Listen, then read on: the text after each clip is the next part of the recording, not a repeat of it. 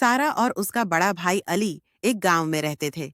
अली 10 साल का था और सारा सिर्फ 6 साल की, लेकिन वह बहुत बहादुर थी। हर शाम वे जंगल के पास खेलते और जादुई कहानियां बनाते। एक दिन माँ ने अली को कुएं से पानी भरने भेजा। सारा भी साथ जाना चाहती थी। तुम बहुत छोटी हो, अली ने कहा। मैं बहादुर हूं, सारा ने जिद की। अली ने हार मान ली। दोनों हंसते खेलते कुएं तक पहुंचे, लेकिन अचानक तेज हवा चली और अली की बाल्टी नीचे गिर गई। अब क्या करें? अली घबरा गया। मैं ले आती हूँ, सारा ने कहा और तेजी से नीचे भागी। घास लंबी थी, रास्ता ढलान वाला था, लेकिन सारा ने हिम्मत नहीं हारी।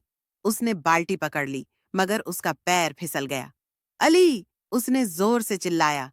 अली तुरंत नीचे आया और उसका हाथ पकड़ लिया। तुम सच में बहादुर हो, सारा, उसने कहा और उसे ऊपर खींच लिया। जब वे घर पहुंचे तो माँ ने सारा को प्यार किया। मेरी बहादुर बेटी।